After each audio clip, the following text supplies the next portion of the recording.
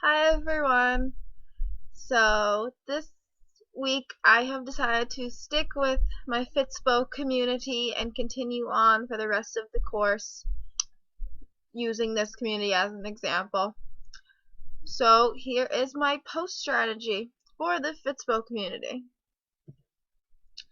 So for the people involved in the community, as I've said multiple times before, I'm sorry, it feels like I keep repeating myself, but it is a community of bloggers interested in becoming physically fit and doing so by eating healthy and exercising often in a healthy way, and or maintaining a positive and healthy outlook, on themselves.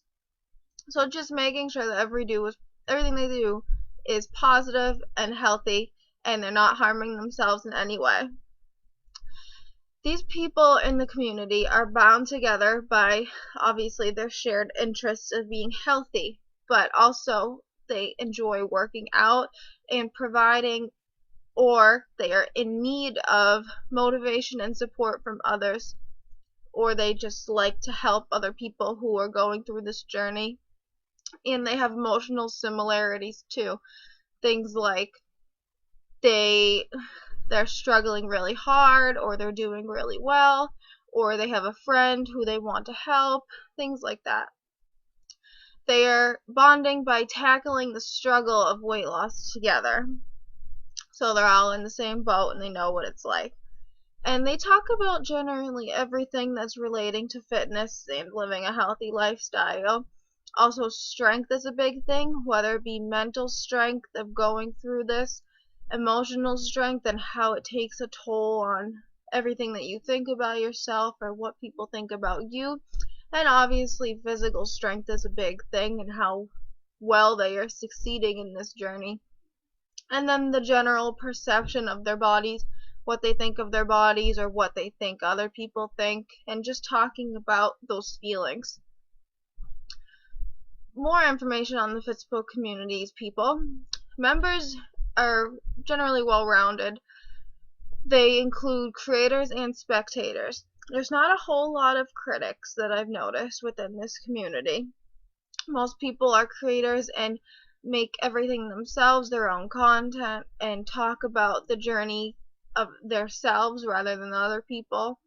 And they make their own diet routines. They share almost everything about this lifestyle, while the other half is mainly spectators, who are the people who like to watch the creators' journey and live vicariously through them, but still going on this journey themselves. A lot of people like to think that they are mavens, that they are experts in this community. However, that is not the case. A lot of people like to provide advice about eating or what types of workouts people should be doing, but most of the time it's teenagers who have found one thing that works for them and think that it's going to work for everybody, so they share this advice, but that doesn't make you an expert. However, there are a lot of connectors in there without even realizing it, especially on Tumblr, where people will share other people's photos which they are tagged to the original creator, and they're connecting all these people by sharing what they enjoy without even realizing it. This community speaks more openly online than they do offline, absolutely. They Weight loss is generally something that people don't like to talk about unless it's with close friends or family, but people are more open on select platforms like Tumblr, Instagram, and Pinterest, where they might not necessarily know everyone that they're talking to. While Twitter, they might know a bunch of people, but they could follow more Fitspos than they do their actual friends and family. Facebook has some Fitspos, but it's too much of a broadcasted platform that people don't like to put their information out there as a Fitspo when it can be linked to their personal accounts. They talk through applications on like their phones, like calorie counters, the MyFitnessPal app, or the Nike apps, and see how they document their progress and then talk to other people who are on those apps and learn from them. Health magazine blogs are another big thing that's coming about, like Women's Health magazine, Fitness, and Shape all have comment sections where you can comment on an article or blogs for help, so people tend to flock there too. However, offline, a lot of the communications would probably be at the gym with your personal trainers if you have one, and friends and family and other personal connections. This is a touchy subject, so most people wouldn't just walk off the street and talk to somebody about how they need to lose 200 pounds. There are a lot of opportunities for conversations, though. Food trends is a big thing, especially if you're on a diet. There's not a whole lot that you can eat, at least that's what most people think. So good ways to start a conversation would be how to make oatmeal better. You add fruit, or which foods help fight fat best, which foods keep you full, the best healthy snacks to have when you're on a run, when you're at work, when it's late at night and you really shouldn't be eating but you're starving. Exercise is another way to have a conversation.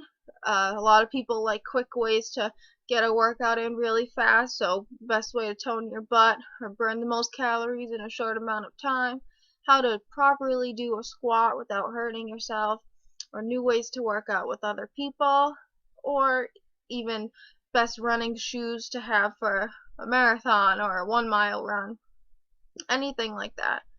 Motivation is another big way to have a conversation. It's actually probably one of the most powerful. It's because everybody's looking for it.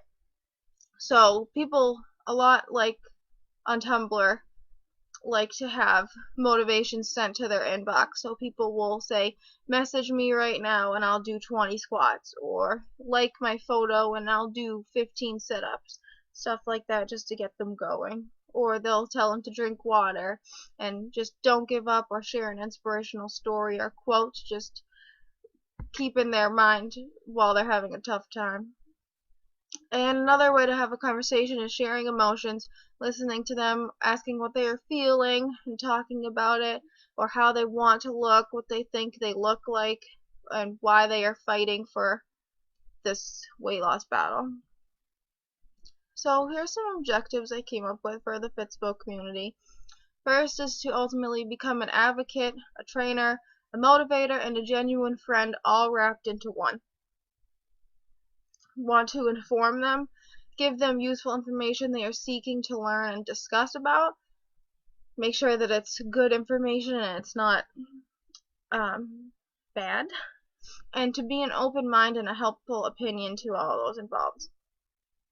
So 3 main objectives that I've come up with after reading from the Groundswell was 1, listening. And while we have always been listening, we've learned a great amount in such a short time, and like to continue listening to see how the community is influenced by who's talking. And then to provide educated answers to the questions they are seeking the answers to. A lot of people ask questions, so we don't want someone giving them bad advice or wrong information. Energizing was another objective. The community already strives on the idea of helping one another, so we'd like to take advantage of this and have them become excited about being fit. Also, energizing them in our own motivational ways and directly targeting to their needs. So say someone is struggling with running, there is a way we could give them motivation on running by like a breathing exercise, or just stop and take a minute and then continue. Motivation like that. Also finding those who are most dedicated to this healthy lifestyle and who are maybe not having an easier time but are dealing with it better, and empower them to help others with our help, of course.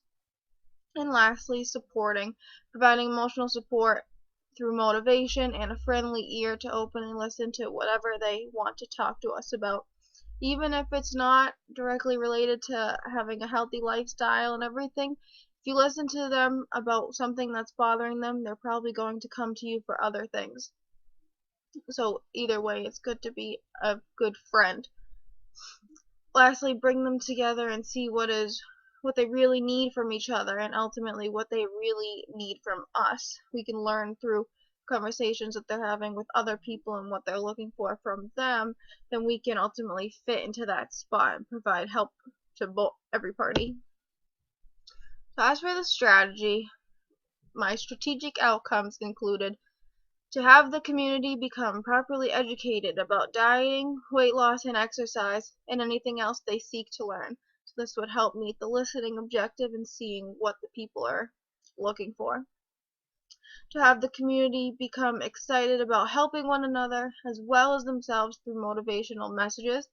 So to meet our energizing objective and just help people along in this journey.